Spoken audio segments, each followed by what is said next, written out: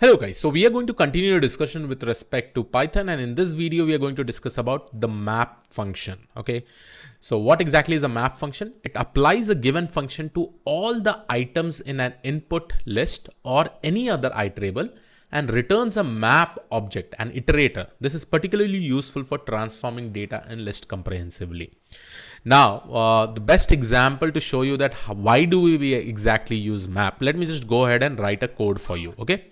So let's say I will just go ahead and define one method which is called as square. Okay. So what the square does is that it takes an input and it just multiplies, or it does a square of that specific input, or it multiplies it with itself and it gives us the result. Okay. So if I go ahead and try to put any number over here, let's say square of 4 is nothing but 16. If I go ahead and ask square of 10, then I should be getting 100, right? Now this is fine, right? Here it's very simple. I'm just giving an input and I'm doing the square of it. Okay. Now let's say if I have a list of numbers, or let's say I have a numbers in the form of list, or it can be in the form of tuple. Let's say in this particular case, I have all these numbers 1, 2, 3, 4, 5, 6, 7, 8. Okay.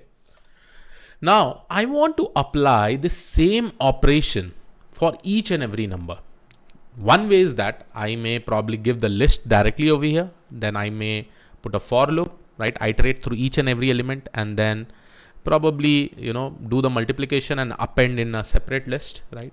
So for doing this specific operation, I need to do so many things, right? I need to create an empty list and again do the append operation inside that, iterate all through all these particular elements.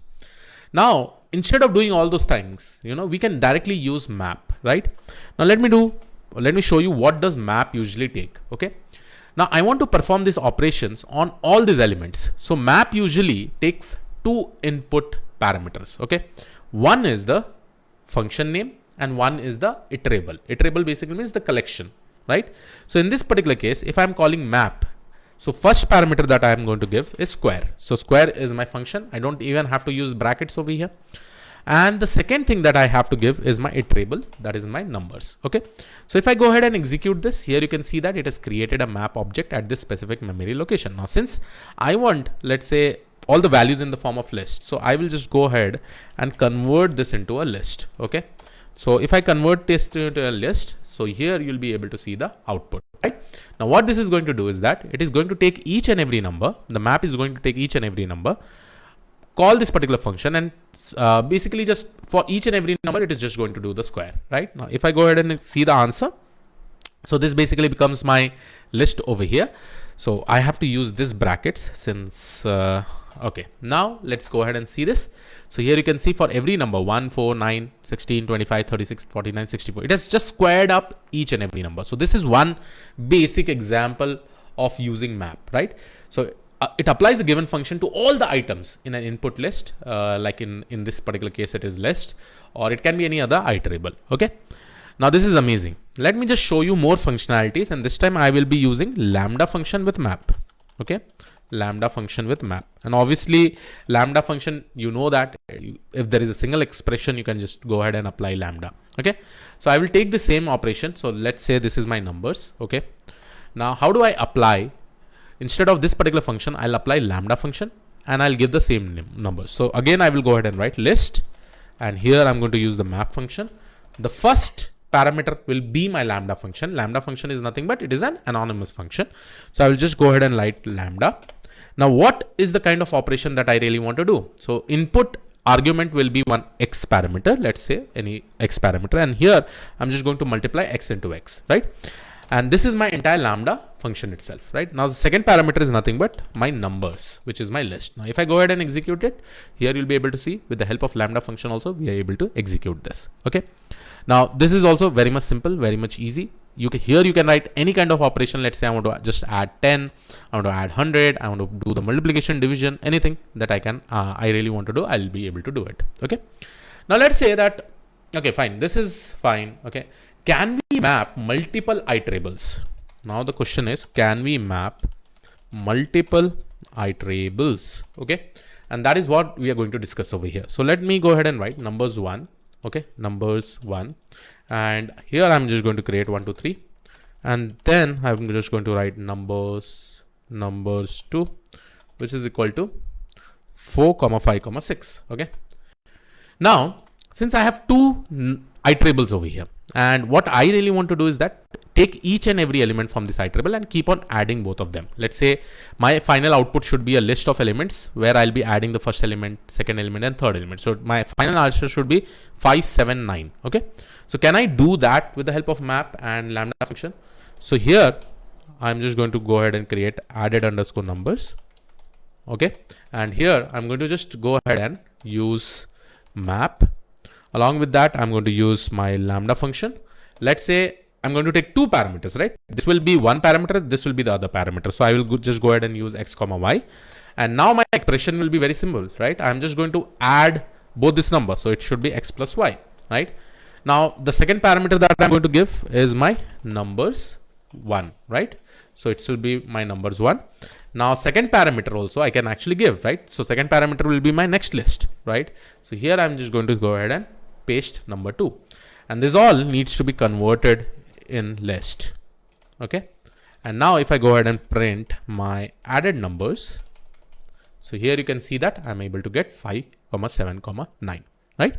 So this is one amazing example directly what I'm actually doing. Now there are multiple things that we can do with map. Let's show you one more operation. So here now I try to use map to convert a list of string to integers. Okay. I'm going to do this. Okay.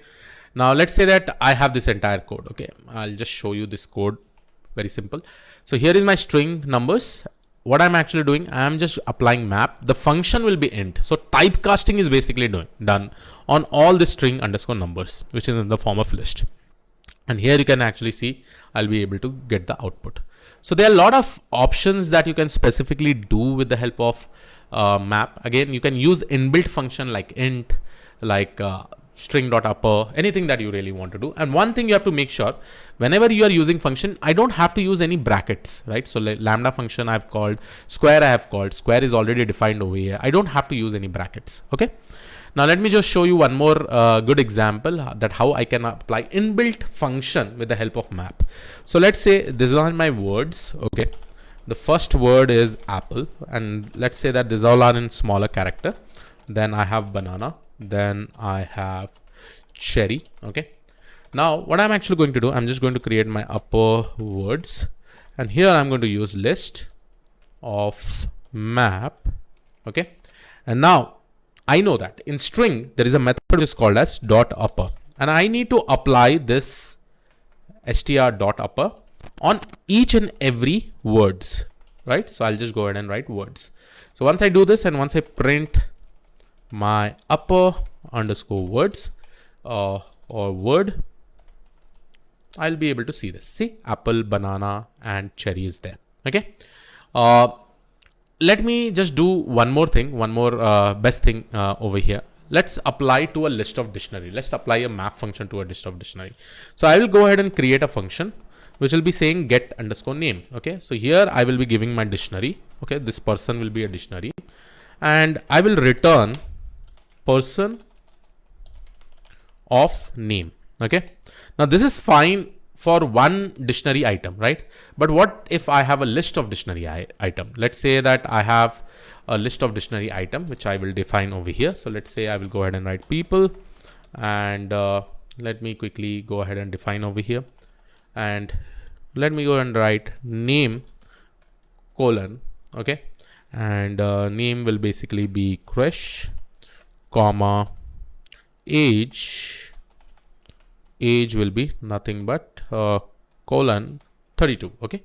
So this will be my first name item or people item.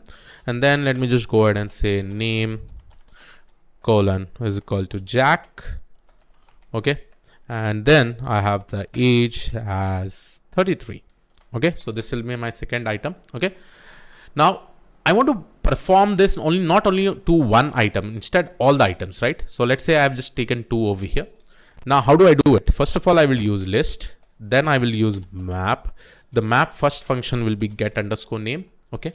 Then I'll be applying this to my entire iterable. And here I have list of dictionary items, right?